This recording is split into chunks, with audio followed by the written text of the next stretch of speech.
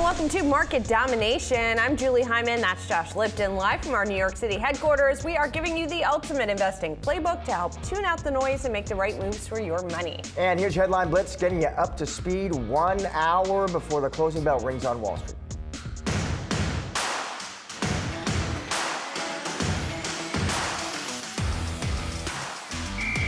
Breaking news, Commerce Secretary Howard Lutnick confirming that tariff relief is coming to the auto sector. Lutnick saying that tariff relief will be available to all U.S.-built vehicles and cars that are finished in the U.S. and will not be imposed to tariffs. Meanwhile, tariffs will apply to foreign car makers building cars in the U.S. The manufacturers will get a 15% offset for the value of those vehicles against parts imports. According to Secretary Lutnick, tariff relief will be phased in over 3 years to allow automakers to produce supply chains in the U.S. This is a hostile and political act by Amazon. So this is another reason why Americans should buy American. It's another reason why we are onshoring critical supply chains here at home to shore up our own critical supply chain and boost our own manufacturing here.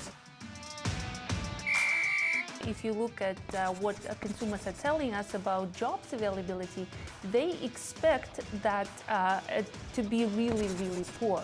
So that index is actually at its highest level since the Great Recession, the index that tells us that consumers expect fewer jobs available. We got 1 hour to go until the market close. We're taking a look at the major averages here, which are pressing higher. We had some earnings coming out today. That seems to be helping drive the narrative in addition to that tariff relief, although as we're going to get into in a moment, it's very complicated. But in any case, the Dow is higher today by about 300, almost 350 points, about 0.9%. The S&P up about 2/3, and the NASDAQ up about the same today. We did have some economic data today, and relative to expectations, consumer confidence was weak. Labor data was weak, but we are grinding higher in today's trade. I do wonder whether the White House is playing a role here, because you did see Commerce Secretary Howard Lutnick. He gave an interview this afternoon, Julie, where he said there was, or suggested there was a major trade deal close to being announced.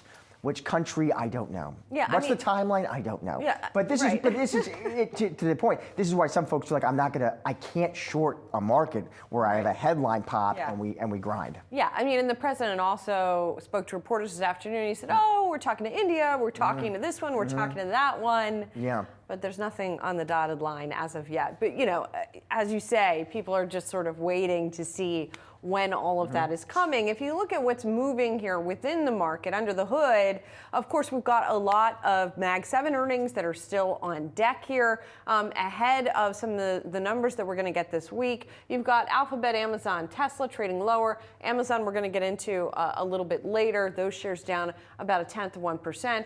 But not big moves here today. It feels like a more muted session, at least when you're looking at the NASDAQ 100. When you're looking at sectors on the move here today, materials is the best performing group, energy down the most. And just let's look at the Dow real quick, because we did have some earnings numbers from the Dow, just equal weighting it, so we can get a look at what's moving. You've got Honeywell, for example, that's higher. We're going to talk more about that a little bit later in the show. So we are seeing some earnings related moves that are happening in today's market as well. Yeah, and to your point, maybe relatively muted makes sense, just given, as you're pointing out, Julie, still the wave of news you have coming this week, big earnings on deck, big economic data still on deck. Yeah, definitely. Well, the auto industry finally receiving some clarity from the White House. For more, we're bringing in Yahoo Finance senior autos reporter Pras Subramanian. Pras, what are these new rules that we're just learning about here? You know, we heard about some of these earlier this morning when some of this news is coming out with the Journal report about how we're going to get possibly 2 stages of relief here for the automakers. They were desperately seeking some relief here from, 25% import tariffs, right? So basically, the first part is the White House want to destack some of these tariffs, right? They don't want to have automakers pay 25% import tariffs as well as your steel and aluminum tariffs or China fentanyl tariffs, what they're going to do is they're going to say you're going to pay one of these, the highest one. That'll be your only tariff there. You're not going to stack them on top of each other, which is something that will be helpful for the automakers that are importing. But also more importantly, there's going to be an auto parts exemption here. So they're going to stage this in two ways. So basically, in the first year, you'll get up to an amount of 3.75% of the value of the car based on the imported parts you're bringing in. You'll get that as an offset. The formula kind of works out in such a way that they figured out that 15% of the parts coming in for cars made in the US, they just can't be replaced or onshored here. So they're going to give you that money back. It's a complicated equation. Basically, it's 15% times 25% tariff gets you to 3.75%. That's going to be backed out of the price of the car. It's going to give you an offset for tariffs. I know it's really complicated, but that's just sort of where we are right now. And that's going to give American companies some time to onshore some of the stuff. In 2 years, that'll go away. And that's sort of where we are with the tariffs. A little bit of relief here, but still very complicated and still nowhere near where we were before the whole tariff situation started. So Praz, bottom line, if I was a CEO, I was running one of these auto companies, how do you think those CEOs are feeling today? I mean, is it a big sigh of relief? Is it more of, well, I'll take any relief I can get? What do you think they're thinking? That's a good point. I think it's a mixture of I'll take whatever relief I can get, and also some genuine relief. I mean, Ford CEO Jim Farley said this is good news. So did Stellantis' chairman Johan Elkman and Mary Barra as well. It's talking about how this is good for the auto industry, and they want to work with the Trump administration to keep pushing forward here to make sure that they're making cars in the U.S. but also in a manner that isn't going to punish the automakers. So I think it's a positive step right now that we're going to see here, especially with the auto parts exemptions. So yes, it is positive, but still, I don't think they got all they wanted, but it's enough that they can actually at least offset some of those parts that are coming that they can't replicate here in the U.S. All right, Praz, thank you. Appreciate it. Thank you. For more on the latest market moves, let's welcome in now Gargi Chowdhury, BlackRock Chief Investment and Portfolio Strategist Americas. Gargi, it is great to see you as always. Obviously a lot of uncertainty and uneasiness with the tariffs and trade tensions, the policy uncertainty. Today, of course, the headlines all about Trump giving these auto companies some relief, Gargi. You think the volatility, I know, is going to remain relatively elevated from here. Against that backdrop, how are you telling clients they should be thinking about committing their capital? Good afternoon, and thank you for having me. It's great to be on. And to your point, obviously, I was listening to your show earlier, and there is a little bit of relief in the markets, both in the stocks as well as in the bond markets, and that's welcome. We want to see that. But I think if we take a little bit of a step back, and we wrote about this in our outlook that we just published yesterday, our spring investment directions, where we just say that I think it's hard to believe that we're going to go back to sort of that, call it 2020 to 2024 period where we had relatively muted volatility. And right now, with the headline risk still remaining somewhat high, we think more and more investors should think about adding some ways to protect against higher volatility and adding more diversifiers in their portfolio. So that's the thesis of how you should be adding ways in which you can reduce the volatility, reduce the beta, and add diversifiers in your portfolio for the next couple of months. So Gargi, let's talk, it's Julie, it's good to see you. Let's talk first then about that volatility muting piece of it. How does one do that in this environment? One of the things that we were noticing was many clients were asking us if this is the period that they should be moving back to cash. And we've obviously seen historic inflows into money market funds, and we've obviously seen cash on the sidelines, call it 8 trillion or so. Instead of that move, what we're telling investors, those investors that are a little bit more afraid about some of the price action that they saw between sort of earlier this year to call it April 12th or so, what we're telling them to do is take a more defensive stance and add to solutions like US minimum volatility, which again, it allows you to stay invested in the markets, but just reduces the volatility experience, reduces the beta of your portfolio just a little bit. So on the days that the market is down, you just lose a little bit less. And of course, you still stay in the markets, you're still invested in US equities. So that's one way. So consider minimum volatility strategies. But then secondly, one of the other questions that have been coming up a lot is the behavior of bonds. Especially here, I'm talking about long bonds in particular that didn't quite give you the ballast that you were hoping for, especially in the volatility in early April. So this is where we're telling investors, number one, continue to move your focus in fixed income to the front end of the market, to the belly of the market, and only on income generating securities in the fixed income market. Add in some inflation protection, some shorter dated inflation protected bond securities, and then think about other diversifiers like, for example, gold that has done very well in this sort of geopolitically fraught environment, and also other alternatives like liquid alts and market neutral strategies that don't have as much beta. Gargi, I'm curious, when you're meeting with those very smart BlackRock clients, what's top of mind for them right now? What are the big questions you seem to get the most? Yeah, so the big thing that's coming up is US versus the rest of the world, as you can imagine. And again, listening to your shows, I know you've been talking about that a lot. What to make of this international outperformance, especially since, we look at our own advisor portfolios and the data that we gather, where we find that investors and advisors are quite underweight international exposures. And, rightfully so, over the last decade or more, they've done very well having that underweight and having an overweight to the US. So one question that is coming up more and more is this a change? Should we reallocate back to international markets? And we are addressing exactly that question in our outlook by talking about ways in which you should be diversified in the international markets. We certainly think you should have exposure to international markets. And then the second question that's coming up quite a bit is around sort of, the diversification that we talked about. If we're slowing down in growth, are we going into a recession? We don't quite know yet, but we know we're going to slow down in growth and maybe pick up a little bit in inflation. So in that environment, how should we think about portfolio hedging? So you've talked a little bit about that volatility muting. You've talked a little bit about hedging through that lens, international.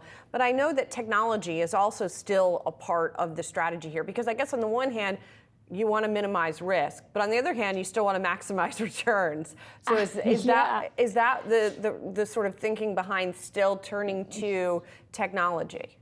Julie, absolutely. And I was about to get to that while for some investors, the volatility has been a little bit alarming and they have asked us about sort of looking to reduce volatility, whether that be through minimum volatility strategies or option overlays, other investors are actually using this as an opportunity to add back to risk. And this is where we're telling them what we think is the most exciting opportunity here is to continue to add to those mega trends that we think will be with us for quarters and years. And AI is obviously top of mind and obviously big week with earnings and learning more about the CapEx plans of some of these large AI hyperscalers, but recognizing that this theme is going to stay with us for a long time. And now we're getting a chance to get back into these themes at somewhat of a sort of discounted level to where we were at the peak. Gargi, final question. As investors look for opportunities right now overseas, there's been plenty of strategists who come on this show and banging the table for Europe. You also point out, though, Latin America. Why Latin America? Why emphasize there? Absolutely. And we do think that there are pockets of Europe that absolutely make sense, and European financials, and we're talking about European value a little bit, that we think completely makes sense, and going active with international. But the other often overlooked area, to your point, is LATAM, which isn't a region that many investors have specific allocations to. And in this rewiring of sort of what's happening right now with geopolitical fragmentations and some of the rewiring of supply chains that's going to happen, of course, as a result of tariffs, we think that there are pockets of Latin America and Brazil and Mexico come to mind, which we think might be the beneficiaries and could also benefit from having some cheaper valuations compared to the US and parts of the European market. So, think about some of the exposures, especially, as I said, in Mexico and Brazil, as another way of thinking about diversification in your portfolio. Gargi, good to see you. Thanks so much for joining us. Thank you for having me. We're just getting started here on Market Domination. Coming up, Amazon denying reports that it will display the impact of tariffs next to the price of products on its e-commerce site. That, by the way, had drawn the attention of the Trump administration today. More on that and a look ahead to Amazon's earnings report when Market Domination returns.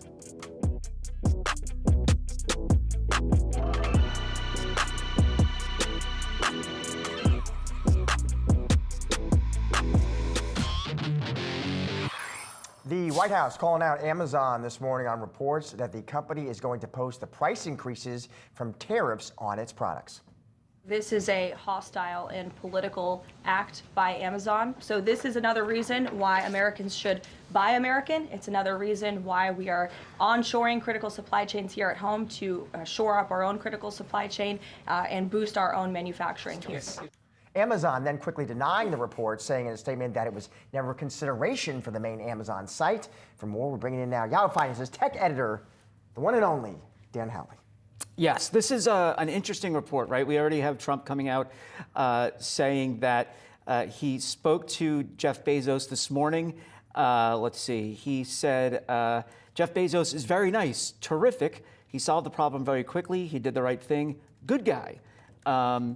That's from Trump. Amazon obviously saying that this was not something they wanted to do on the regular site. This we had CNN White House reporter Alanya Trien, I hope I said that right, basically saying that Trump had called Bezos after learning about this idea that they may put the tariff pricing on the e-commerce site, again, something that Amazon said they never proposed. But this kind of just speaks to the precarious situation that companies are in now. They have to navigate dealing with Trump himself, but also provide information to consumers as to what exactly they're paying. And look, not for nothing, but I watch a lot of Mets games, so I watch a lot of Bar Rescue. All right, let's just throw it out there for John Taffer. I constantly hear on auto commercials with no tariff pricing, right? So, that's not exactly new that you're hearing stuff like this. And frankly, as a consumer myself, I want to know what I'm paying for. If I'm paying taxes, tell me that I'm paying taxes. If I have to pay for tariffs, then tell me what I'm paying for in tariffs. I don't want to just know, okay, well, the price just went up. I don't know why exactly, so I don't really see how this is a negative for consumers. It'll give them a heads up. And, if the idea is to buy American, well, then they'll see the difference in pricing between what's tariffed from overseas and what's not. But Amazon said that they're not actually doing it, or they were considering doing it on one part of their business. Yeah, it was supposed to be for Amazon Haul. It's basically their super low cost sales site. So not on the regular side, but I think from a consumer practical perspective, it would have made sense to move forward with something like that. At least, as far as I know what I'm spending on. Right, and Shein and Temu, for example, are doing it ahead of the de minimis tax exemption going away. So switching gears, but staying in tech, let's talk about Meta, because it is working on a new AI app. Yes. So what do we know about it? Is it actually out yet, and what does it entail? The site's out. We had taken a screenshot of it earlier, and it doesn't look like it was working at the time. It looked, there was still some lipsimorum stuff in there, not really giving you exactly what you would want out of the site yet, but it's going to be Meta's AI app, and essentially they're almost decoupling it from the overall Instagram, Facebook, WhatsApp apps. Not that it won't still be there, but this is just a secondary app. So say you want to use it as a maybe like Perplexity, or OpenAI alternative, you have that now instead of having to open Instagram and then get lost in a line of different video or photo feeds. You can actually get done what you want to get done. And I think to me it makes more sense, because when Meta talks about, okay, we have X number of people using Meta AI, well, are they really using Meta AI, or are they just searching for something on Instagram or right, they're Facebook? not choosing Meta AI. Right, it's just there. Right. So where's that, what is that number? And I think that it would be a better accounting of who's actually using Meta AI by going and counting the app itself. So obviously that doesn't make it look as cool, because Meta AI getting the big numbers when you start, you're trying to look for instance, John Taffer and I swear to God, I've just been watching a lot of Bar Rescue. I guess I got some Googling to do. It's okay. You don't have to tell me right now. But it's interesting, and I think this is, obviously, if you've been looking at, again, I've been watching a lot of TV.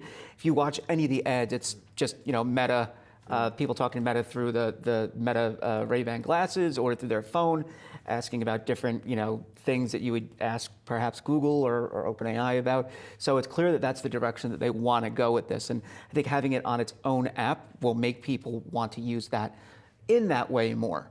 I think Julie was just searching for Bar Rescue, by the I way. was. Okay. Woo. I'm all caught up. Okay. Thanks, Dan. No problem. Appreciate it. Well, Amazon reporting first quarter earnings after the markets close on Thursday, but our next guest says there will be less focus on the first quarter results and more on the longer term outlook given those headwinds from tariffs. From where we're bringing in Arun Sundaram, Senior Equity Research Analyst at CFRA Research. Arun, it's good to see you. Before we get to the big earnings picture, I do want to ask you about some of those headlines today. The reporting that we were going to see the sort of tariff breakdown in some of Amazon's pricing, then Amazon saying, no, we're not necessarily going to do that, but the White House pushing back. I mean, what do you think is sort of the right way for Amazon and some other companies to sort of approach this? Yeah, it's certainly an interesting day for Amazon. I think in my view, I think the whole thing kind of got blown out of proportion because of that unconfirmed report that came out. Then the White House came out with their statement, and Amazon had to quickly respond back to it. I don't think Amazon was ever considering breaking out tariff surcharges on their main e-commerce website. They did say that too, and they said that these tariff surcharges were mainly for Amazon Haul, which is essentially their Temu, Shein copycat website, but. I don't think big box retailers in general will break out tariff surcharges. One is because it's just a very complex calculation and it could be really messy. I think it's probably going to have more questions than answers if they did break out tariff surcharges, like why is this product have a higher tax versus this one? Right now retailers are also trying to figure out who's going to absorb some of these tariff costs. Some of it is going to no doubt be passed on to the consumer, but some of it's going to be absorbed by retailers. Some of it's going to be absorbed by suppliers. So how is that going to be calculated into the tariff surcharge calculation? So, I think it would be too messy. It would probably hurt sales, to be honest, if they did break it out too. So, I don't think you'll see big box retailers, take that route. So I'm just curious, Arun, because it is the big question for Amazon, or certainly a big question. How exactly, Arun, they're going to navigate this China tariff exposure. I did see the team over at Roth. They're telling their clients more than 30% of products sold on Amazon could be coming from China. And so I'm just curious, what will be Amazon's game plan? And what is going to be Amazon's strategy to navigate that? Yeah. I mean, no doubt they have a significant portion of Chinese third-party sellers. They never disclose it, their exact percentage, but it is expected to be a sizable portion. The good thing is that I think, ever since the first trade war back in 2018, 2019, they did move significant portion of their sourcing or supplier base out of China into other Asian markets like, Vietnam, Cambodia, Thailand, India, places like that. I think that's going to be beneficial too. Over the last 5 years or so, Amazon's also diversified their business in terms of not just selling discretionary, bigger ticket items, but also more, daily use consumables. Things like deodorant, toothpaste, paper towels, things like that. Those products typically face less tariff risk as well. So that's going to help them, I think, as well. And third, Amazon has a very large business, many different suppliers. They also, 60% of their e-commerce business is also third-party sellers, and only 40% is their own first-party sales. So in theory, that's 60%, which is the third-party business. Amazon generates a fee based off of fulfillment services and things like that. So in theory, higher prices from third-party sales could generate higher fee revenue for Amazon. So I think there's a lot of pros and cons you have to weigh out before you determine whether tariffs are going to be fully bad or fully good. So it's a little bit complicated. I think it's the best way to say it. Yeah, I mean, I guess unless from the third-party seller front, unless people buy less stuff because it's more expensive.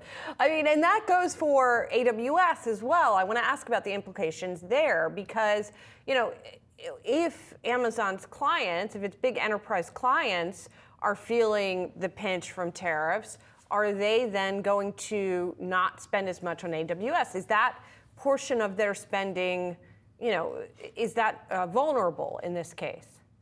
Yeah, so and the way we kind of framed it is that tariffs probably have a bigger risk to Amazon's e-commerce business, but a broader macro slowdown because of tariffs could have a negative implications to Amazon's AWS business as well as its advertising business. So that's something that we're gonna, we'll likely look to hear on the earnings call in a few days. But yeah, we'll have to see. I think right now the commentary that we've been hearing from Andy Jassy and even Amazon's shareholder letter that they released a few weeks ago sounded pretty upbeat in AWS. So I think expectations are high for AWS this year. Amazon's also investing. They're expected to invest in over $100 billion in CapEx this year. Most of that is going to be in AWS and AI investments. So we are pretty upbeat for AWS, but because of that CapEx investments, there's a chance that AWS margins this year could be softer than the previous year. And I don't know if that's fully baked into the consensus estimates right now. So that could be an area where we could see downside risk is that AWS margin line. Arun, finally, what about the advertising business? Do you think Amazon's able to gain advertising share? Yeah, because during an economic slowdown, you want to allocate more of your advertising dollars to where people buy, goods. And right now, there's I think only 3 retailers gaining the most amount of market share. It's Amazon, it's Walmart, and it's Costco. And so if you're an advertiser, you probably want to be advertising in one of those three companies. But at the same time, is that many of Amazon's advertisers are third-party sellers. So if a lot of these Chinese third-party sellers are feeling the brunt of tariffs, then they could be advertising less, and that could negatively impact Amazon's advertising business. But at the same time, also is that Amazon's also just getting into Prime Video ads. They launched Prime Video ads last year. They're ramping it up this year, and that's increment. That could be an incremental revenue stream for Amazon. So again, there's pluses and minuses in their ad business as well. And advertising is probably the most profitable business at Amazon, even more profitable than AWS. And over the last few years, that's been the fastest growing business for Amazon is advertising. So hopefully that continues to grow at a faster pace because that would only help overall margins at Amazon. Arun, as you say, it's complicated, a lot of moving parts to watch. Thank you so much for helping set us up for it. Thank you. Now time for some of today's trending tickers. Checking in on shares of Hims and Hers Health, Honeywell, and the Sherwin-Williams Company. Let's start with Hims and Hers, soaring today after Novo Nordisk announced a partnership with Hims and other telehealth platforms to offer patients access to the blockbuster weight loss drug Wegovy. This is really interesting. Hims and Hers has been really volatile because remember when the government declared a shortage of these drugs, Hims and Hers and the other privately held telehealth platforms like Ro were able to sell compounded versions of those drugs and were able to gain some steam. Then the government said, no, there's not a shortage anymore. And it was declared they probably couldn't sell this stuff anymore. And now this comes in and sort of replaces that. Yeah, Novo execs telling Bloomberg, it looks like in an interview, we have an opportunity to really meaningfully meet patients where they are, they say. They go on to say that Novo and its partners share a joint view of making real Wegovy more accessible and affordable. And this all coming, by the way, as Lilly working with telehealth names to distribute Zepbound as well. Right, exactly. All right, check out shares of Honeywell. They're higher today after the company topped earnings expectations for the first quarter, lifted its full year outlook. So the full year guidance for earnings per share, so now looking for between 10.20 and 10.50, it looks like.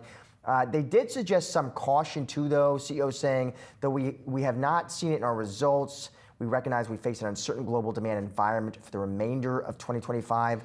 Guidance, they say, does incorporate net expected impact of current tariffs, mitigation actions, and global demand uncertainty. Yeah, like so many companies, Honeywell coming out and saying what it's trying to do to deal with the tariffs, right? And that among those things is sort of moving around the supply chain, cutting costs, et cetera. Andrew Kaplowitz over at Citi, his commentary on this stuck out to me. He said, this outlook for 2025 coming despite tariff headwinds and macro uncertainty, he says, we think highlight good visibility and resilience within Honeywell's portfolio. Remember, taking a step back, Honeywell's in the process of dividing itself into three here. Automation, aerospace, and advanced materials are going to be the three parts of that. That it's not aiming for that until the second half of next year, but nonetheless, something to just keep an eye on. And Elliott taking that stake last year urged the breakup. Exactly. All right, finally, Sherwin-Williams Company, it's getting a boost today after the maker of paints and other industrial products exceeded profit estimates and issued stronger than expected guidance for the full year. So they report they beat expectations in the first quarter. Their guidance for the full year 2025 looks like remains unchanged. Consolidated net sales expected to be up a low single-digit percentage compared to full year 2024, Julie. Yeah, here too, I saw one analyst comment, Greg Melich over at Evercore ISI, saying the impact from tariffs is limited because most of Sherwin-Williams' revenues are in the U.S. and it doesn't source raw materials from outside where it's actually making the paint. So he said they're more immune. You know what I realized today? This snuck by me. Sherwin-Williams is in the Dow now. Did you know that? I did not know. I didn't know either until we were looking at the heat map earlier, and there was Sherwin-Williams. It came in at the same time as NVIDIA. I didn't even. Every day you learn something. Yeah, It's really true. It's Coming up, another big day of earnings means another round of companies cutting full-year guidance. We'll get you up to speed with the latest on the other side. Stick around. Much more market domination still to come.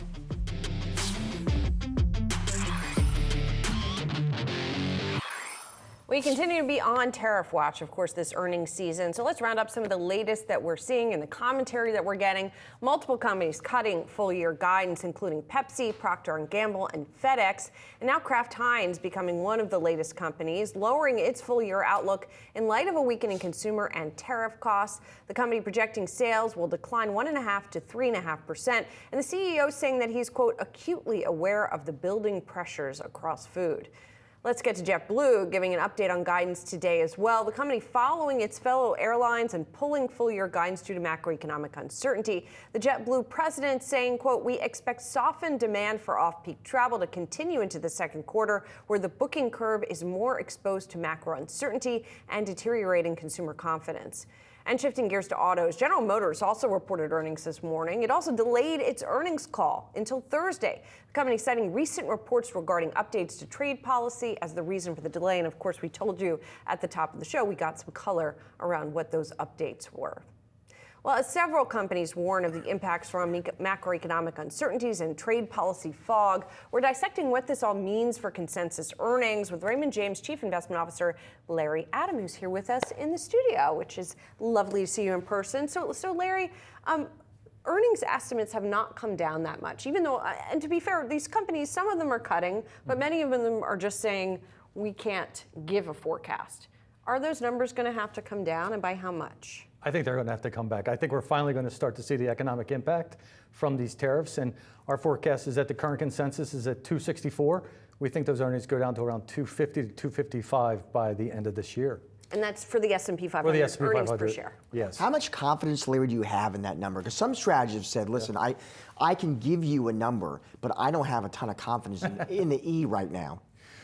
I mean, I have a lot of confidence because we've done a lot of work on this. We do it by sector, right, which is very important. And then we actually do it by company because we look at how much of that exposure, how much of their costs are coming from the U.S. versus overseas, how much of their sales are in the U.S. versus overseas. So we try and put as much of a fine point as we can on that, but it is a very big challenge out there. Well, and that said, you're looking at all of that exposure at a moment in time, right? So if tariffs on China are no longer 145%, for example, if other tariffs change, then how much would that, would that change commensurately, or are you sort of thinking it's not going to be solved? So we actually have an estimate, and we think if you look at it right now, the current effective trade-weighted tariff is about 22.5%.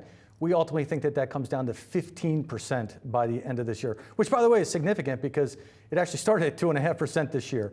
But I think there's two things that are going to hamper earnings. Number one, it is the cost pressure, so margins are going to come in, which will hurt earnings. But then you also have the actual reduction in economic growth. So that's what hurts some sectors more so than others. And look, we look at all 11 sectors, they're not all equal, right? Financials are not going to be hit as much because of tariffs. They're going to be hit more because of the economic slowdown. Consumer discretionary, that's going to be hit by both factors. Number one, the cost going higher, and then number two, the slowdown in the economy. Larry, how would you characterize valuation broadly for the market right now? Would you say it's a bit stretched? Do you tell clients, well, after the drawdown, we're maybe a bit fairly valued? How do you describe it? So I would say fairly valued because if you look at our target for the end of this year for the S&P 500, we're at 5,800. Now, again, that's still 8 months from now, but I would tell you we're a little bit more cautious here in the near term because I do think you're going to see those earnings move lower. I do think that you could see the potential for what I call transitory inflation. And I mean transitory, but the fact that we see an uptick, I think that's going to unnerve the markets a bit. So I think you could see a sell-off because of that. And you could see a small, modest uptick in interest rates because there is going to be a lot of debt that's going to have to be issued, and that could weigh on the markets as well. So 5,800 is where we ultimately see the market going by the end of this year. So you talked about some of the sectors and your sector by sector work here. Some of them getting the double whammy, some just getting one. Are there any groups that are getting none or getting less? No, all 11 sectors have had a downward, anywhere from 3% to more than 10% reduction from where we had them at the beginning of the year. So it's broad-based. Where, Larry, is the Fed in all this? I mean, Jay Powell has signaled, listen, monetary policy is on hold. What does that mean for the market? So if we narrowly avert a recession, and right now it's a toss-up, 50% chance we could have a recession, but one of the reasons why we think we could narrowly avert a recession is if the Fed does start to cut rates. We think they cut rates 3 times this year, starting as early as June or July. And the reason I think they'll be able to actually cut rates is because they will have that laser focus on the economy. I think inflation is going to be transitory. And I know a lot of people don't like to use that transitory word anymore, but this is totally different than 2022, right? I mean, you had an economy that was soaring coming out of the pandemic. This one's slowing. You had energy prices at $100 per barrel. Now we're at 60. And back then, coming out of the pandemic, you had excess savings. So people were willing to pay almost anything to go on vacation, buy a car. Today, totally different consumer out there. Very frugal, pushing back on price increases. So I think that inflation will be transitory and it will come back down. Because companies won't be able to raise prices I don't to think make so. up for all of it. Finally, Magman. Yes. That's your version of your flavor of Mag 7. What does that mean, and why should people maybe be looking at that area right now? So Magman is the largest mega cap tech stocks, minus Tesla, because we think that's more of a car company. But that is one of my favorite areas in the market. Number one, I think there's a big disconnect out there when it comes to what's happened in their performance. If you look at Magman, they're down about 13% year to date. Their earnings revisions have actually gone higher so far this year by about 0.2%. The rest of the market's down 3%. Their earnings have been revised down 4%. So a big difference there. And then when I look at valuations, believe it or not, those large cap tech stocks are at the cheapest valuations versus the S&P since 2017. That's a long time. I think that's an opportunity. And when I look at what they're doing with their cash hoard, they're increasing their buybacks. That's up 27%. I think that, I know you had the previous speaker on. I think that when you look at the spending, the CapEx, I still think it's going to be relatively strong. Between those 4 hyperscalers he's talking about, you're talking about over $300 billion this year. I think that's pretty robust spending. So I think that's going to continue. And the last thing I'd say is that as opposed to where it was a year ago, where everybody loved big cap tech, now it's got the largest underweight in institutional portfolios since 2022. So from a contrarian perspective, I think you could see those stocks do well over the coming quarters. And you got a catchy acronym, so that's what you need, Larry. All right, thanks for coming in. Thank you. Good to see you. Appreciate it. Coming up, we're taking a look at the best ways to be positioned within the software sector in today's Investor Playbook. Stick around, much more market domination still to come.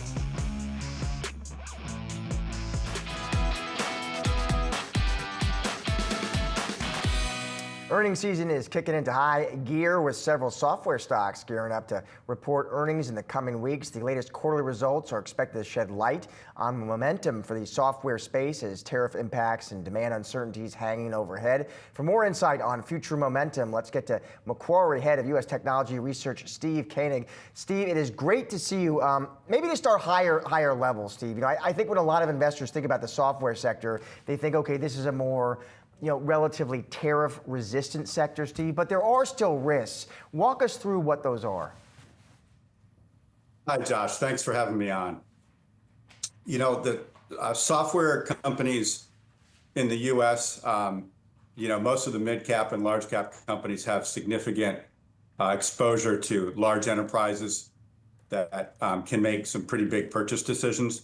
And when you have policy uncertainty like we've had, those decisions can get deferred. They can get pushed out. Companies are reluctant to make big commitments.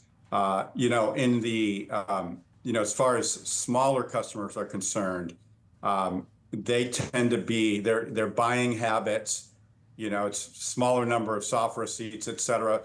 They tend to be more linear with the economy. So if the economy degrades and we start to see, a recession or a slowdown, the purchasing by the smaller companies also gets affected. So those are basically the macro risks. And you're probably going to want to ask me more about it, but I don't think we're going to see those risks come home to roost in a big way in Q1. I think there's a lot of momentum there.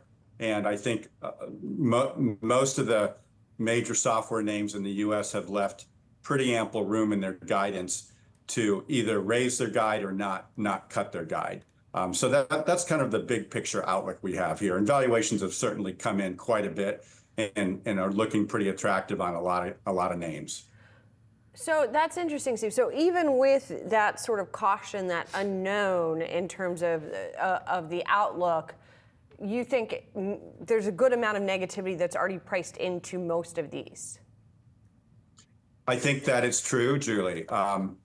But I also think there's a certain buying dynamic that, even a lot of investors may not fully appreciate, even institutional investors, which is software companies have a lot of mechanisms to maintain their momentum in the short term, even in the face of deteriorating conditions. That's always been true, even in the 20 years that I've been on the sell side covering software. A lot of these sales cycles are very long, and the sales get, pretty close to being concluded, and the projects are greenlit, and they may actually, the decision may have been made in calendar Q4, but the software gets turned on, the cloud software gets turned on in Q1, and bookings registers in Q1, and that revenue starts flowing. And sometimes it can start flowing, well after the decisions are made. So that means there's kind of a lag time, if you will, in a lot of this, how this decision making affects revenue. And I think what we already saw from ServiceNow and SAP were some pretty good Q1 reports that set the tone for the space. And I think a lot of other software companies are going to be hesitant to start, sounding economic alarms, and a lot of them have room to, if not to raise their guidance, to not cut their guidance. So I think Q1 will be fine. The question mark is going to be more Q2, Q3. Having said that, so some questions ahead, Steve. I know there are names in your coverage universe you like. I want to get to some of those. Why in your, you're telling your clients where the opportunities are. Autodesk, you say, that's an opportunity. How come? Yeah, well, a couple things going on there. Number one, they just settled with the activist investor who was fighting with them, Starboard Value. Starboard is going to has suggested, and Autodesk has accepted 2 independent directors on its board. Autodesk has already been focused more so than we've seen in past years on improving their margins, and we think there's significant room to make the business more efficient, to continue to improve margins. And I think the Autodesk management will continue to pursue margin growth as they have been, but even perhaps more aggressively. And I think one thing that enables them to do so is the fact that this year they are transitioning to a new transaction model where they're transacting directly with customers. Resellers are still there to provide service, but Autodesk is going to gain much more visibility into the end buyers. These are construction firms, architects, design firms that now Autodesk will have that visibility that enables them to know the customer better, to cross-sell, and to sell more efficiently. So I think that's important for Autodesk. I think the other thing that's going on is they're being successful pushing into providing software for downstream construction activities, which is largely a greenfield market. And Autodesk is one of the pioneers in this marketplace. And that's all upside, we think, going forward in terms of their adding to their revenue base. Steve, I want to get your thoughts on another name that you like, which is HubSpot. Those shares are down about 12% or so thus far this year, and they're coming out with their earnings on May 8th. So do you think that's going to be a catalyst potentially for the name? Yes, I think potentially it can be, Julie. We like HubSpot. We're outperform rated on HubSpot as well as Autodesk. And with HubSpot, there's a couple of reasons we like this stock. One is it all comes down to fundamentals, but one is that they're growing, probably this year in the high teens, and we think that's a very sustainable growth rate as they broaden their footprint in the various pillars of customer relationship management, from marketing to service to sales. And so that kind of growth opportunity presents the ability to sustain this high teens revenue growth. I also think there's lots of room for margin expansion as this company grows and matures and benefits from operating leverage. Lastly, we think this year, their fiscal 25, which ends in December, that there's ample opportunity for revenue outperformance relative to the guidance that's been put out there. When we look at the numbers, that we think even in an environment, as long as we don't go into some kind of very bad recession, I think there's plenty of room for revenue upside this year. Steve, appreciate your time and those picks. Thank you. Thank you, Josh. Thank you, Julia. Great to be here. And while wrapping up today's market domination, don't go anywhere. We've got you covered with all the action following the closing bell, including the latest earnings results from Starbucks, Visa, Snap, and many more. Stay tuned for Market Domination Overtime.